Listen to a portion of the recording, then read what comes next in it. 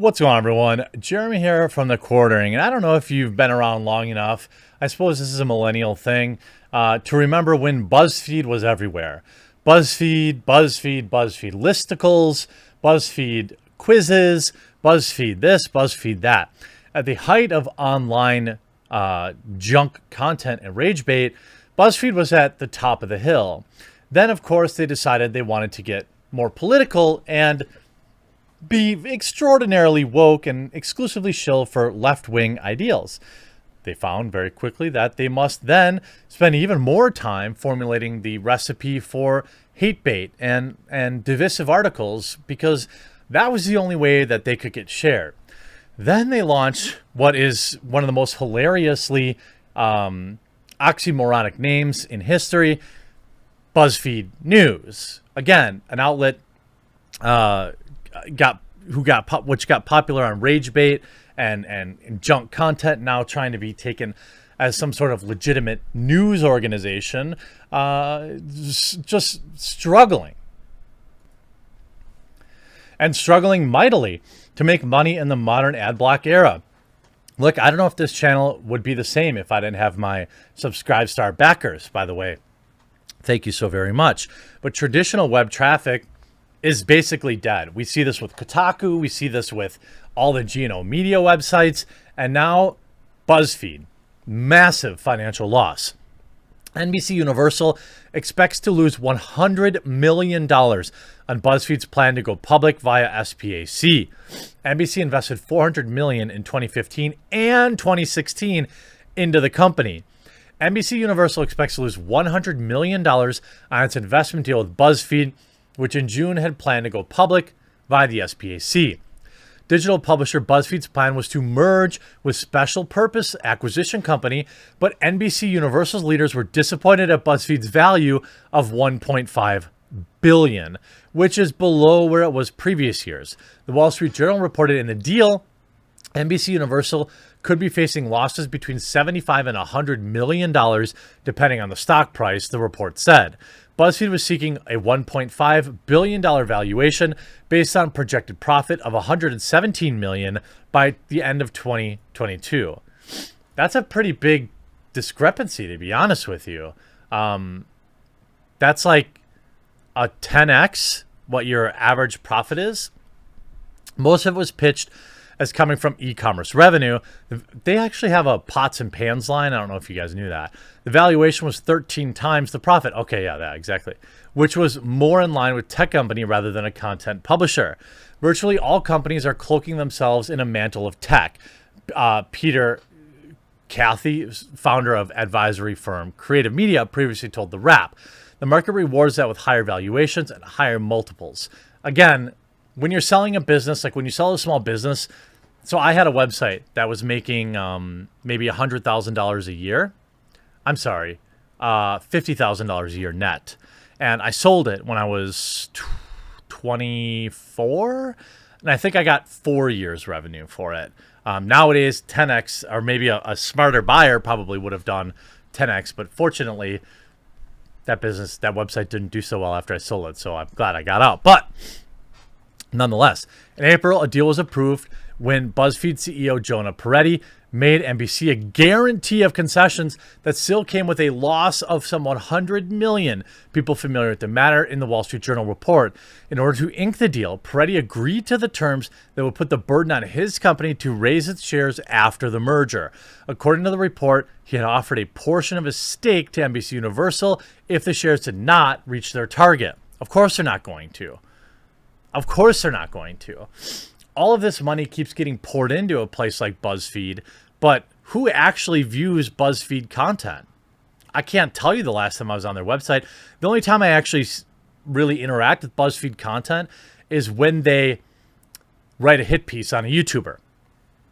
You change strategies, sometimes to capitalize on the forces of the day. Here's an opportunity. NBC Universal had invested $400 million in BuzzFeed throughout 2015 and 2016. As appeal from outside investors continued to grow, the investments were intended to be focused on, quote, viral news and video content on the platform, with an aim to also bring BuzzFeed into the company's broadcast properties. Over the years, BuzzFeed's growth has been driven by its millennial-focused content and its approach in developing viral digital content such as quizzes, its own headline automation tool, and partnerships with e-commerce companies. Its plan to go public also included acquisition of Complex Networks, another brand with strong reach among younger consumers. As that growth slowed, however, BuzzFeed found itself slashing costs and investing more into e-commerce efforts and licensing. Last year, the company's revenue was $321 million. And I'll say the report that they expect to see many investors behind the deal to pull out and avoid loss if they see shares trending below the listed price. Well, of course they're going to drop. I mean, it's BuzzFeed. It's woke trash. And this is a company, by the way, that, it constantly having to trim the fat. If we go back here, just July 23rd of 2020, BuzzFeed lays off nearly 70% of furloughed staff. The cuts, which affect 50 of the 74 furloughed employees, amount to 5.7 total percent of BuzzFeed's U.S. staff.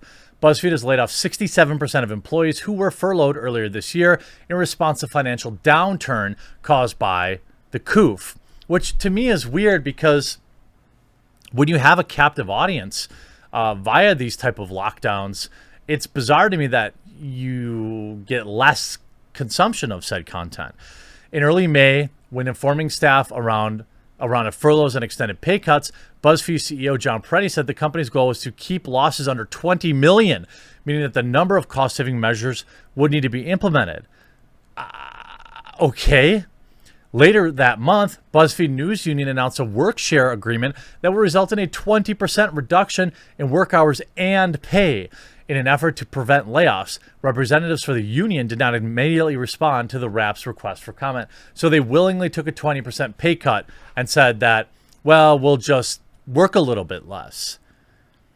This in March, BuzzFeed lays off 17 HuffPo staffers in massive restructure less than a month after acquisition. You're not talking about a lot of money. I suppose I can't know for sure what these people's salaries are. But, I mean, let's say even if they make $100K a year, that's $700K in total salary per year. I suppose that's not nothing, especially when you have to consider that the company generally has to pay, above and beyond for like healthcare benefits. And we get, when you're a business owner and you have employees, you have double taxation. So you're paying taxes on your employees, plus you're paying your own taxes. So maybe it's $1 million. But you're talking about a company that has just huge amounts of revenue coming in. They must be so top heavy that they need to lay off all these people. HuffPost officially merged with BuzzFeed on February 16th. Less than a month later, the site's staff is being dramatically cut. By the way, this always happens. Every merger, you're going to have redundancy and you're going to have layoffs. Peretti told staffers that the cuts were made to manage costs, adding the HuffPo losses exceeded $20 million last year and would be estimated to be similar this year. The Huffington Post, this is just another perfect example of really the woke news collapse. I don't know how companies stay open. Losing $20 million, they must have massive cash reserves or people willing to invest, continually to invest. Though BuzzFeed is a profitable company, we do not have the resources to support another 2 years of losses. The most responsible thing we could do to manage our costs and ensure BuzzFeed and HuffPost are set up to prosper long-term, Peretti said. That's why we've made a difficult decision to restructure HuffPost to reach profitability more quickly. Our goal is for HuffPost to break even this year. By the way, as having been on both sides of acquisitions, both in laying people off and getting laid off, these decisions were made before the acquisition ever was made. Let's be clear about that. It's not like BuzzFeed bought HuffPost and then 30 days later was like, oh my God, this is worse than we expected. No, they knew that they were going to do this. They knew that they were going to lay these people off months ago. This is what happens when you're with a company. I'll give you a perfect example. When I had an on-site contract, so I still had my marketing business, but I had an on-site contract with a calendar company. And we were acquired or merged with another calendar company. And they told everyone, no, everyone's going to stay. Everyone's going to be fine. And then like 3 weeks later, they cut my entire department. There's no way that they bought that and was like, whoa, I didn't see this. I mean, this is looked at by investors. This is looked at by lawyers. This is looked at by accountants.